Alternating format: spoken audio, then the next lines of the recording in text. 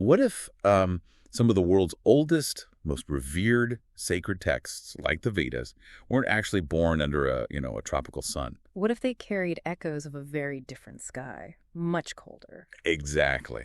Today, we're starting a fascinating deep dive, really digging into the sources you've shared with us. Welcome to the deep dive. We're plunging into a really bold, maybe century-old theory. It suggests this surprising link between ancient Indian philosophy and the far north.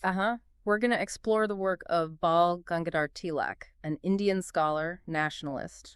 Pretty remarkable figure. And his work is definitely intriguing, sometimes controversial too. Right. Our mission here really is to unpack Tilak's core idea that the roots of Vedic culture might actually lie in an Arctic homeland. Not India. Well, originating there, according to him, he saw the Vedas not just as hymns, but almost like a celestial map, a historical record pointing north. What? And if he's even partly right, it kind of rewrites ancient history, doesn't it? It suggests this core human experience, the extreme cycles of light and dark-shaped foundational texts across continents. It really challenges where we think civilization started. It does. And Tilak's big claim, the heart of it all, is that the Vedas hold these clear, unmistakable memories of an Arctic sky. Suggesting Vedic ancestors lived way up north, defined by those long nights and long days. Okay, so before we dive into the evidence, who was Bal Gangadhar Tilak? He sounds like quite a character. Oh, absolutely. Born 1856, Maharashtra region of India. Well, multifaceted is an understatement. Brilliant mathematician, deep Sanskrit scholar, journalist, and a huge political leader in India's independence movement. A real force. Definitely. People called him Lokmanya, the leader accepted by the people. He was deeply revered. And it's amazing, isn't it? He's poring over ancient text, but he's also this fierce freedom fighter. Yeah, challenging colonial rule, setting up schools, getting imprisoned multiple times for his nationalism. Right. I remember his famous quote, "Swaraj is my birthright, and I shall have it." Powerful stuff. It really is. And that dual nature is key. He didn't see scholarship and activism as separate. For him, they were linked paths to revitalizing Indian identity. So his Sanskrit knowledge was crucial here, reading the Vedas in the original. Absolutely crucial. But how he read them was different. Not just as religion, like many did, but as history, as astronomy. And this perspective developed while he was in prison. Especially then, he had the time, the intense focus, maybe the solitude, to connect these poetic lines with the actual movements of the stars. It led him down this, well, pretty unexpected path.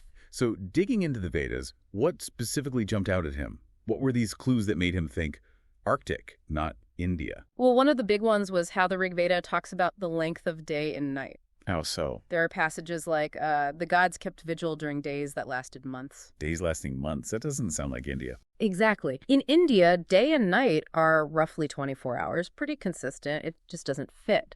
But in the polar regions... The midnight sun, the polar night. Perfect fit. A polar day where the sun literally doesn't set for months, or the long polar night where it doesn't rise. It sounds like direct observation, not just, a metaphor. So he took these lines literally. Yeah. As descriptions of the midnight sun and what we call kamos up here. Precisely. He argued they weren't just figures of speech. They were, in his view, observational reports. Which would be a radical idea back then. Oh, completely. Mainstream thought placed the Vedic heartland firmly in the Indo-Gangetic plains.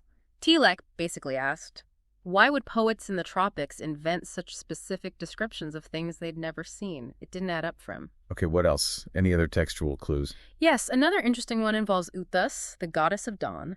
The hymns praise her, but emphasize her. Lingering presence. Lingering. Yeah, they say things like, the dawns lingered, they did not come for long. Now in India, dawn is, daily, relatively quick, predictable. But think about the Arctic. After that long polar night, the twilight goes on forever. Or the darkness before the first real light of spring. It's drawn out. That line suddenly feels very real, very literal. Exactly. It resonates with that profound, gradual return of light. It feels like an eyewitness account. Makes sense. Anything else stand out in the text? A third point was the duration of certain rituals. The Vedas mention festivals, sacrifices that lasted for 6 months. 6 months? Yeah. Now try doing a continuous 6-month ritual in the tropics. It's practically impossible with the daily cycles. But in the Arctic? With 6 months of continuous light or darkness, suddenly a ritual of that length makes perfect environmental sense. Tilak argued these weren't symbolic numbers, but practical timings reflecting where these people lived. So these weren't just poetic descriptions for him. They were concrete observations, historical records. How did he back this up beyond just reading the text? Well, this is where it gets really interesting. He turned to astronomy. Sci- Yes, hard science. He knew a lot about the night sky. He understood Earth's axial precession, that slow wobble of our planet's axis. The one that changes where the stars appear over millennia. Exactly. What we see now isn't precisely what ancient people saw, so he took Vedic mentions of constellations like the Pleiades, Orion, and used astronomical calculations to figure out when those stars would have been in the exact positions described in the hymns. It's like a reverse astronomical archaeology. That's fascinating. Using celestial mechanics to date ancient texts. Can you give an example? Sure. Take the Pleiades, the Katikas in Sanskrit. The Vedas state the year began when these stars arose. Okay. Tilak calculated, and I'm paraphrasing him slightly here, that the only time the Pleiades would have risen exactly in the east at the vernal equinox When was that? was around 10,000 to 8,000 BCE. Whoa, that's much older than standard dating for the Vedas, isn't it? Way older. Yeah. And crucially, it puts the origins, or at least these observations, in the post-Ice Age period, a time when the North, previously under glaciers, was becoming habitable again. Tying it back perfectly to his Arctic theory. Exactly. Did he find this with other stars too? You mentioned Orion. He did. The Vedas link Orion's belt to specific festivals, seasons, rituals. Tilak again did the math, looked at historical star charts. He found, again quoting roughly, that descriptions of Orion marking the start of certain sacrifices only fit a time when Orion rose at dawn in the east, Which again pointed. to a much, much earlier Arctic-influenced period, far older than the accepted dates for Vedic culture developing in India. So the astronomy wasn't just extra evidence. For Tilak, it was the proof.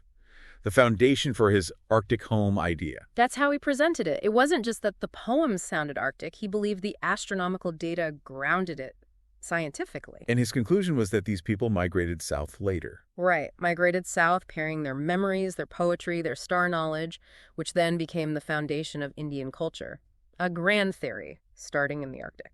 You know, listening to all this, the long nights, the lingering dawns, this deep connection to light, it really makes me think about our own traditions up here in the north. It resonates, doesn't it? It really does. Do you see parallels in things like the Kalevala or Sami stories? Oh, absolutely. The parallels are striking and quite numerous, actually. Think about the Kalevala, the Finnish national epic. Right. A central story is Louhi, the mistress of Pohjola, the Northland, stealing the sun and moon. Plunging the world into darkness. Exactly. Total darkness, life stops. And then the hero, Vainamoinen, has to go on this epic quest to get the light back, because without the sun, there's no life. That sounds incredibly close to the experience of Kamos. It's a powerful reflection of it, isn't it? The sun literally disappears for weeks or months. Its return in spring isn't just nice weather, it's this profound, almost existential relief. The myth captures that deep human response. So maybe it's not just coincidence. You have Finnish epics, Indian Vedas, thousands of miles apart, different languages, but maybe telling a similar core story about light and dark. I think that's a strong possibility. They both speak to that extreme Arctic rhythm. It's less about coincidence and more about how deeply the environment shapes our stories, our myths. Cultures living near the Arctic Circle just had to deal with these extremes. They had to adapt. And that adaptation, that intense experience, gets woven into the fabric of their culture, myths, rituals, traditions. It becomes fundamental. What about more specific things? Like Sami traditions or even our festivals like Midsummer and Christmas? Yeah. How do they fit? You see it everywhere. Look at Finnish Midsummer, Johannes. It's this huge celebration of the midnight sun, Right. endless light. Definitely. And then Christmas, Julu, falls right in the darkest part of the year. We light candles, celebrate the birth or return of light. It gives hope. And those Vedic rituals lasting 6 months. Exactly. Where else but the North does that make practical sense? 6 months of light, 6 months of dark. It fits the environment. In the tropics, it's just abstract. And Sami traditions. Very similar themes. The sun is often sacred, powerful. Stories tell of it being captured and released, mirroring Kamos in spring. I've seen sun symbols on Sami drums. Right. They represent life, warmth, the sacred, and their whole traditional way of life. Winter hunting, spring's return, summer fishing and endless daylight, autumn preparations. It all revolves around the sun cycle, the light. It's deep adaptation. So it feels like our own northern traditions, these stories and celebrations we know so well, they might be part of that bigger Great Northern story Tilak was reaching for. I think so. It connects us, doesn't it? Across continents, across millennia.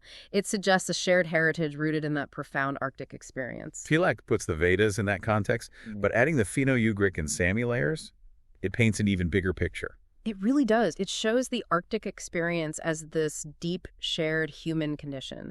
Not just one people's story, but maybe a common thread shaping diverse cultures way back when. Our ancient journeys might be more linked than we usually think. Okay, Tilak's theory is clearly captivating.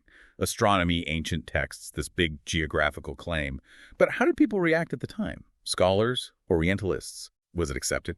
Not exactly embraced, no. The reactions were mixed, let's say, often quite critical. Why, too bold. Partly that.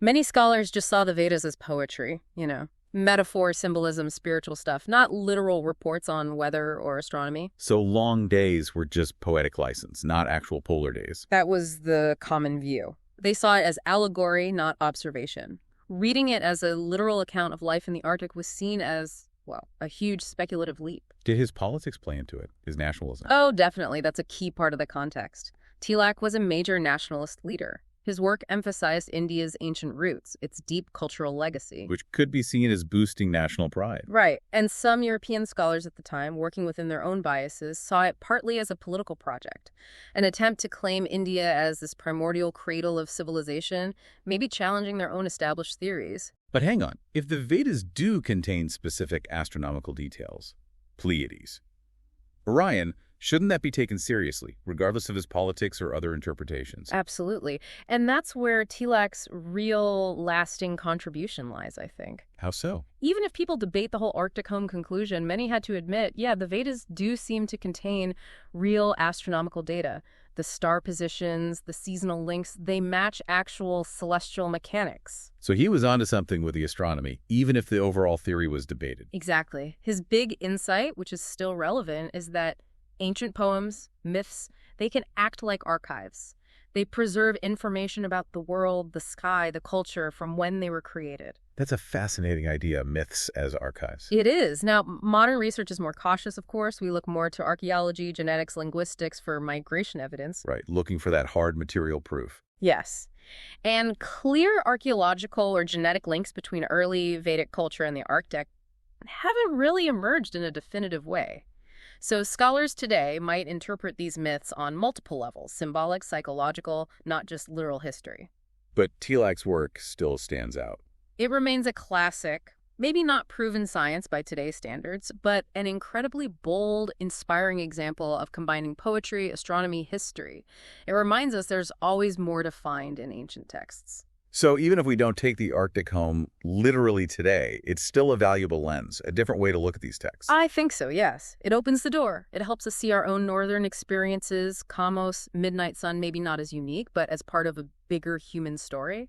Recognizing that stories can carry memories for thousands of years, echoes of old environments. Exactly. It makes us think differently about history, about myth, about how we connect to the past. So we've journeyed through Tilak's ideas, the astronomy, the surprising links to our own north. What's the biggest takeaway for you, looking back at it all? For me, it's probably that our Arctic experience isn't isolated. It's easy to feel up here, staring into the winter dark or the endless summer light, that this is just our thing, our unique reality. Yeah, it feels very specific to this place. But Tilak's theory, controversial as it is, suggests this fundamental experience, the extreme dance of light and darkness, it resonated much wider. It might have shaped narratives, shaped cultures, far beyond here, echoing even in India's sacred texts. That is a wild thought. That Vedic poetry could somehow capture the feeling of Kamos or the joy of midsummer that we know so well. It connects us, doesn't it? Makes the world feel a bit smaller and human experience more universal across time. It makes the Arctic experience less of a geographical footnote and more central. More like a core, ancient part of the human story. These old songs, these poems, they're like memory vaults. They hold echoes from millennia ago, and maybe they show how deeply our northern identity is rooted not just here, but in this vast shared history. So our traditions, Kalevala, Sami sun symbols, our festivals, they're threads in that larger tapestry. Exactly. When Vainamoinen seeks the sun, it's not just a story, it's a cultural memory of that annual disappearance and return. When Sami artists used sun symbols, it was sacred, vital. Life follows the light. And maybe when Vedic poets described those lingering dawns, Perhaps they were tapping into an ancestral memory of a cosmos experienced thousands of years before. These connections make ancient stories feel incredibly alive today. They remind us of these deep shared roots. it gives a different perspective on celebrating midsummer or lighting candles at Christmas. It really does. You're continuing a story that's thousands of years old, this profound human relationship with light and darkness. And maybe that's where our deepest roots lie, knowing we're part of this Arctic narrative that stretches across peoples and cultures. A really powerful thought to end on. This has been an absolutely fascinating deep dive into Tilak's Arctic home theory. Thank you for unpacking it all. My pleasure. It's a compelling, if challenging, idea to explore. Join us next time as we dive into a different kind of northern myth, the stories of the Hyperboreans and the mysterious Riphean Mountains. Sounds great. Looking forward to it. Thank you for joining us on this deep dive.